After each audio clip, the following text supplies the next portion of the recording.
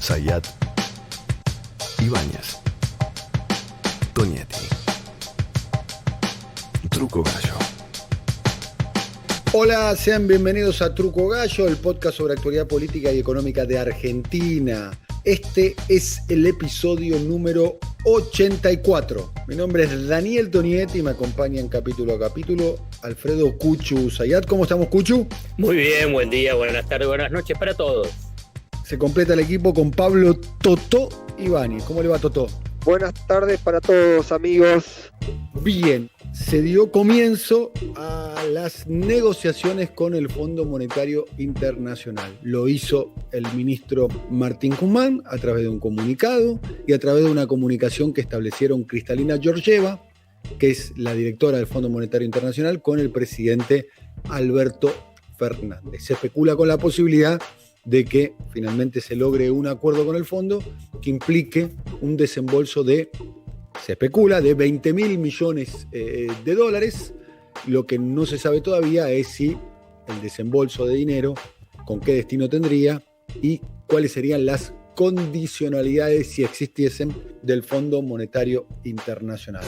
El gobierno argentino solicitó formalmente este miércoles al Fondo Monetario Internacional abrir negociaciones para refinanciar los vencimientos de la deuda con el organismo. Argentina está a pocos días de cerrar un canje de deuda por unos 66.000 millones de dólares emitidos en bonos bajo legislación extranjera. Es importante lo que está planteando de cara a la negociación en este comunicado, en esta carta que le envió hoy la Argentina al Fondo Monetario, porque le está diciendo: ustedes fueron corresponsables, el FMI fue corresponsable de la crisis que generó Argentina. Lo que ya hicimos antes no funcionó. La restricción monetaria, el ajuste fiscal. ¿Viste que te hablan del gasto público? Hay que bajar el gasto público. Claro. Mirá que bajaron el gasto público en el gobierno de Macri, ¿eh? El presidente argentino, Alberto Fernández, aseguró que el objetivo de las consultas es poner en orden las cuentas. Tuve una extensa charla con la directora ejecutiva del Fondo Monetario Internacional sobre la necesidad de que sin prisa y sin pausa nos pongamos a trabajar con el Fondo Monetario para también ordenar el desorden que heredamos del gobierno anterior con el Fondo Monetario. El país atraviesa una recesión desde 2018 y la pandemia de COVID-19 ha tenido un duro impacto en su economía, con una contracción del PIB de 12,9% en el primer semestre de 2020 con respecto al año anterior. Mi conversación con Kristalina Georgieva me alienta mucho a pensar que vamos a poder hacerlo con una lógica común,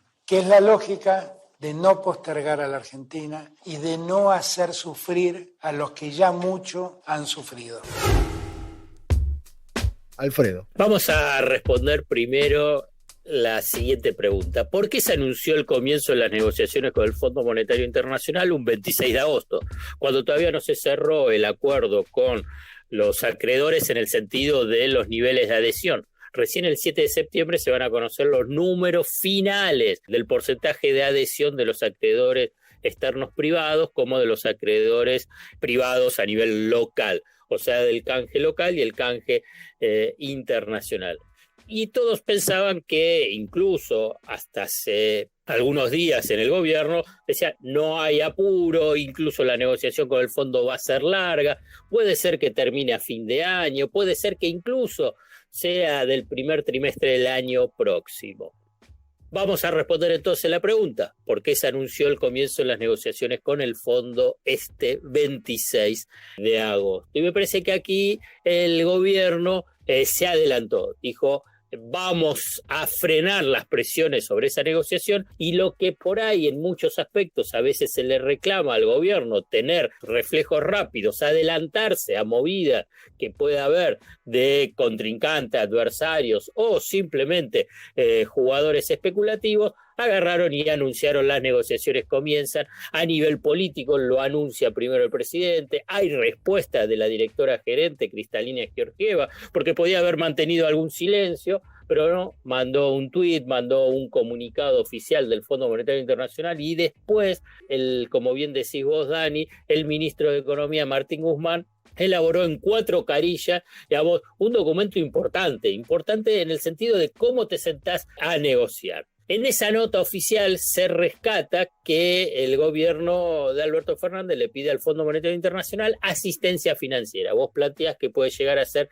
de 20.000 millones de dólares, ahora después vamos a precisar un poco los numeritos y para qué sería, e invita al staff a una misión para comenzar las conversaciones y arribar a un nuevo entendimiento. Pero antes de continuar con este punto, yo quiero decir que también por qué se anunció ese 26 de agosto el comienzo de las negociaciones con el fondo. Dar otra respuesta que para mí es todavía más importante que pegar primero como fue el anuncio. Es frenar las presiones cambiarias. Porque si vos, como gobierno, decís voy a negociar con el organismo financiero internacional, estás enviando un mensaje a los especuladores, ojo, acá estoy con quien vos pensás que me va a auditar las cuentas y va a poner en orden las cuentas. Y más aún, aquí estoy diciendo que va a haber asistencia financiera, por consiguiente van a incrementarse las reservas. Esto es como mensaje, después se verá en la práctica. Entonces, esto es un mensaje, una carta muy fuerte e importante del gobierno frente a los especuladores, frente a las presiones cambiarias que la semana pasada se intensificaron. En cambio, vos ves que en esta previa del cierre del canje de la deuda, disminuyeron esas presiones cambiarias, tanto vinculado con el dólar bolsa, tanto MEP como el contado con liquidación, y el dólar marginal. Y me parece que esta es parte de esa estrategia y que responde de por qué se anunció el comienzo de las negociaciones con el fondo. Cuando yo antes también te mencionaba que hubo ese documento del gobierno de Alberto Fernández, esa carta de Martín Guzmán, antes hubo un documento del Fondo Monetario Internacional de la semana pasada reconociendo, vamos a decirlo de una forma vulgar, llana, como una charla de café, que con Macri se hizo todo mal, tanto ellos como el gobierno. Ese es el gobierno de Macri. Esa es la conclusión de un documento muy, muy crítico de lo que fue la gestión financiera del gobierno de Macri. Entonces, uno puede pensar que esto claramente es un punto a favor del gobierno en la mesa de negociación. En la mesa de negociación donde primero está el documento del fondo reconociendo que con Macri se hizo todo mal. Después está la carta de Guzmán diciendo la herencia que recibimos y todo lo que se hizo mal. Ahí en la mesa de negociación claramente la Argentina tiene un punto a favor. Pero entonces la pregunta es, bueno, ¿pero por qué Kristalina Georgieva avala esa misma estrategia? Por una razón muy clara, y después voy a repetir los objetivos que tiene el fondo en esta negociación. En la cuestión estratégica inicial es para ganar espacio de negociación interna. Estoy hablando de Kristalina Georgieva al interior del Fondo Monetario Internacional. Porque quien negoció el acuerdo con Macri no fue Georgieva, no fue su gestión, fue la de Christine Lagarde. Y que además tuvo aval del directorio. Y que hoy tiene que volver a tratar el caso argentino ese directorio, porque cambió la número 1 y la número 2 del fondo y el número 2 del Fondo Monetario Internacional. Ahora está Kristalina Georgieva y no está Lagarde, pero en el directorio siguen estando los mismos.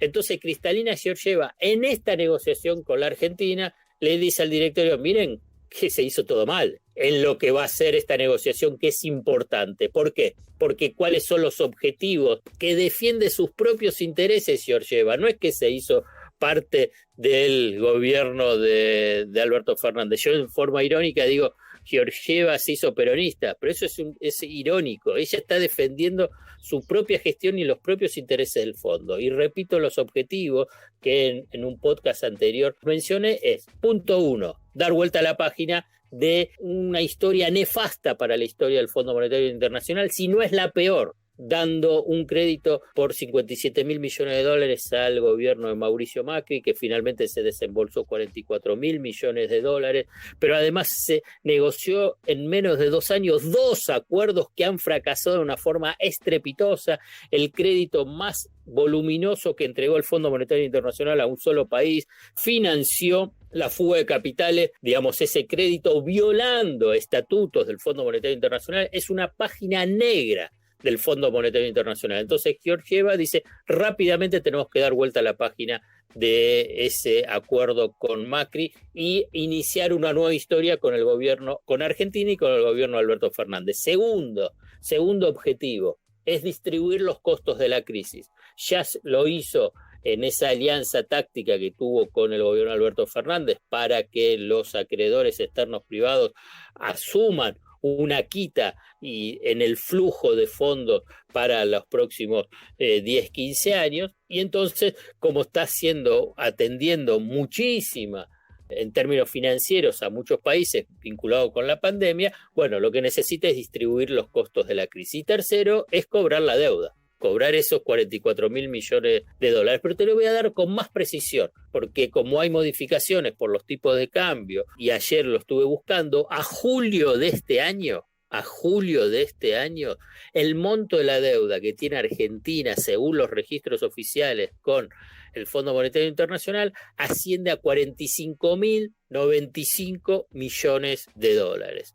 Las claves, como bien decías vos, bueno, va a haber una renegociación. Entonces, ¿cuáles son las claves de esa negociación? Bueno, las condicionalidades que históricamente fija el Fondo Monetario Internacional. Rápidamente, un tipo de cambio competitivo, o sea que no se atrase, moderación monetaria, va a tener una política fiscal flexible por el coronavirus y sus secuelas. Incluso el representante argentino en el Fondo Monetario Internacional, Sergio Chodos, lo anunció, lo dijo públicamente, que en temas fiscales el fondo no va a poder reclamar mucho precisamente por la crisis global que se vive. O sea que va a permitir que haya déficit fiscal, obviamente no desbordado, pero sí un déficit fiscal, más aún que va a estar vinculado con que va a atender a los sectores económicos y sociales castigados por la crisis. En cambio, a nivel monetario sí va a exigir que haya una política de contención y de absorción de la emisión monetaria. Pero en última instancia es lo que está haciendo hoy el gobierno.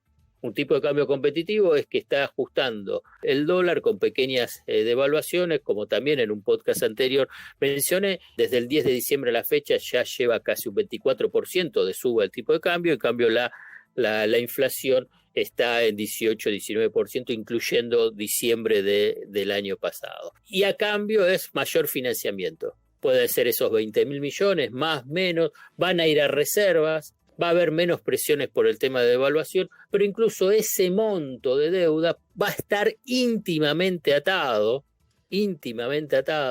a el plazo de extensión de los vencimientos de esa deuda que tiene con el Fondo Monetario Internacional, que será a 10 años, que es lo que se prevé. Hay que ver finalmente cómo se precisa. Va a buscarse que no haya desembolsos en términos netos a favor del fondo, o sea que puede ser que ese financiamiento venga a servir para que se repaguen vencimientos del crédito de Macri. Y obviamente va a estar que como reforma estructural a mediano plazo, lo previsional, lo laboral, pero más allá de ese punto, lo central es que el Fondo Monetario Internacional, a mi entender, quiere dar vuelta a la página con el tema de Macri, y como también en un podcast anterior, más allá de todas las presiones que va a haber, que va a ser utilizado por el bloque de poder local para presionar por reformas regresivas, va a haber acuerdo con el Fondo Monetario Internacional. Es evidente que hay interés de las dos partes y obviamente ahora están las cuestiones de esos detalles que no son menores, como el tema de las proyecciones económicas y los niveles de financiamiento. Hay una cuestión, ¿cuánto representa el gasto previsional del Estado, el gasto de jubilaciones y pensiones? ¿De todo? 6 de cada 10 pesos.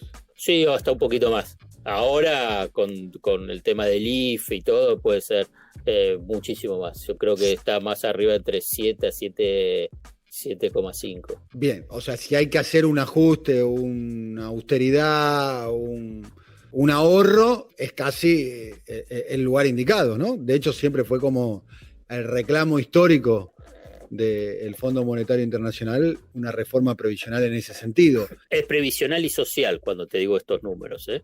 Cuando estamos hablando de asignación universal por hijo, estamos hablando con el tema del IFE, todo el paquete. Con el tema previsional sí, es un porcentaje, no llega a 7,5, 8, del total del gasto total. Pero debe llegar a la mitad, más o menos. 5 Sí, de cada 10. seguro. Sí, 6, 5,5. 5,5, 6 de cada 10 pesos que gasta el Estado lo gasta en jubilaciones y pensiones. Y teniendo en cuenta que el 80%, 70 y pico, 80% cobra menos de 20.000 pesos, ¿no? Y el último aumento fue un aumento del 6,12% en jubilaciones y pensiones. La mínima está en 16.864 pesos. Es una mínima bastante exigua, teniendo en cuenta que se viene de los 15, 18, 20 puntos de pérdida de poder adquisitivo de las jubilaciones mínimas durante el gobierno de Mauricio Macri. Pareciera ser que, no digo el ajuste, porque es una palabra un poco antipática. Desde septiembre va a ser 18.129 pesos. Desde septiembre. Bueno, pero pareciera ser que la recuperación, si se quiere, de la capacidad de compra de las jubilaciones mínimas, que alcanza casi al 80% del universo de los jubilados, va a ser lenta, ¿no? O puede ser una de las condiciones del fondo, ¿no? Porque, a ver, es casi el único lugar donde se puede hacer un ajuste en serio, ¿no? A ver, ¿cómo te puedo decir? Yo coincido que va a ser lenta, en el sentido de que durante el gobierno de Macri bajó, vamos a hacer números redondos, casi el 20% en términos reales. En lo que va de este año, y lo más probable, si sigue con esta tendencia, la jubilación mínima va a recuperar algunos puntos. Obviamente no 20. Digamos, vamos a ver, no te lo puedo adelantar ya hoy cuánto va a ser a fin de año, pero uno puede imaginar que puede llegar a ser, si querés, mínimo 3, máximo 5, 6 puntos. No hay vocación de que haya por ese lado el ajuste, pero incluso desde el lado del fondo, cuando habla del tema social. Las reformas previsionales que plantea el Fondo Monetario Internacional están vinculadas fundamentalmente con lo que ellos llaman equilibrio intertemporal de las cuentas previsionales. O sea, subir la edad jubilatoria, porque ¿qué es lo que dicen? Vos tenés cada vez menos trabajadores activos que hacen aportes a la seguridad social y tenés más jubilados. Por consiguiente, esa relación la tenés que cambiar. ¿Cómo lo haces? Tenés que subir la edad jubilatoria. Y subir la edad jubilatoria de los hombres y de las mujeres. Y después ver también cómo es ese esquema de distribución. Vos fíjate, pero cuando se tocan las jubilaciones más altas, después tenés toda una serie de la industria del juicio previsional. Y además, sumado a eso, un lobby infernal como que estás ajustando las jubilaciones, cuando en realidad estás viendo también la pirámide de las jubilaciones. Me parece que eso es un debate también. Y hoy hay una política que es opuesta a la que estaba vinculada con Macri. La de Macri fue empinar, la que es bastante achatada, pero empinar al fin esa pirámide previsional. Por eso fue la reparación histórica, entre comillas, reparación histórica que beneficiaba fundamentalmente a las jubilaciones más altas. Y en cambio, esta política hoy de ajustes por decretos beneficia más a ese universo que está en las bases de la pirámide. Me parece que es toda una discusión en términos de coyuntura y de mediano plazo, que es lo típico que siempre se da en toda reforma previsional. Desde el punto de vista político, ¿se puede aportar, Pablo? La expectativa de que sirva este gesto de inicio de las conversaciones con el fondo, con bajar la presión. Ha habido algunas decisiones de Guzmán justamente vinculadas con el tema del dólar en su momento. Recuerdo cuando hablábamos de este endeudamiento, de dolarizar algunas letras que había en pesos de algunos fondos especulativos de inversión que habían quedado atrapados luego del reperfilamiento de la CUNSA Macri allá en octubre. A partir de esa decisión, algunas señales. También me parece que se va a combinar con una semana política. Se está preparando la semana que viene algo vinculado también con el tema deuda, demostrar un perfil un poco de expectativa, porque como lo charlamos en su momento, a pesar del impacto y de la importancia del acuerdo con los bonistas, más allá de que faltan algunos detalles, me corregirá Alfredo, estaban hablando del 90, 92, 94% de aceptación. Es un número muy elevado y yo creo que va a ser utilizado por el gobierno, como bien decís vos, Pablo. Exacto, digo, esa señal estaban tratando porque del volumen, del impacto que tiene, el mérito incluso de Guzmán reconocido en un contexto donde todos preanunciaban que iba a ser un desastre, y tuvo un impacto, si se quiere, anímico sobre la agenda que fue relativamente corto. Entonces, me parece que el gobierno, tratando de recuperar un poco la agenda, va a tomar la semana que viene, va a hacer alguna actividad vinculada a deuda, donde se va a incorporar, tratar de dar unas señales, con una semana que va a tener por lo menos 3 episodios referidos a esto. Va a haber algo con la deuda, va a haber algo también de lo que se viene hablando como las 60 medidas post-crisis referido al Día de la Industria. Ahí va a haber alguna serie de anuncios y también se va a anunciar lo que hablamos en algunos episodios anteriores, el plan de seguridad para el conurbano. Me parece que también va a estar vinculado todo ese frente que tiene que ver con tratar de empezar a dar señales más concretas de medidas respecto a los temas más acuciantes de la agenda de este tiempo. Bueno, es un tema que seguramente nos ocuparemos en los próximos capítulos, en los próximos episodios. Está claro que después de la cuenta pendiente de 44.000 millones de dólares que dejó el gobierno de Mauricio Macri, los condicionamientos o el vínculo con el fondo, no sé si estás de acuerdo o no, Alfredo o Pablo, si están de acuerdo ustedes, va a asignar a la política económica argentina como mínimo la próxima década, ¿no? Totalmente de acuerdo, es la principal y más pesada herencia que deja Macri. Así que seguramente en la próxima década de Truco Gallo habrá algún que otro capítulo.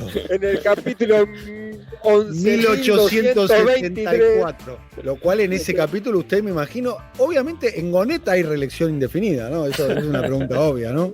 En Goneta estamos viendo a ver si evitamos, por una cuestión de gasto, hacer elecciones y que directamente haya una continuidad hasta tanto se disponga lo contrario. Exactamente. Acá tenemos la suma del poder público. Bueno, nos volvemos a ver en la próxima. Hasta la próxima, Cuchu. Un abrazo para todos. Hasta la próxima, el alcalde de Bonet, Pablo Ibáñez. Saludos, amigos. Nos vemos en el próximo episodio. Chau, chau. Coordinación, Marcelo Figueroa. Producción comercial, Pablo López. Realización, Simón Villarrubia. Diseño gráfico, Andrés Roch y Lisandro Aira para brasilcomunicación.com. ¿Ya te aburriste de mirar siempre lo mismo? Los que somos Movistar, tenemos Movistar Play, con los mejores packs de canales y contenidos. Entra en movistar.com.ar/play y registrate gratis. Movistar Play, series, películas y televisión. Promoción válida del 1 del 8 del 2020 al 31 del 8 del 2020. Más información en movistar.com.ar/legales/Movistar Play.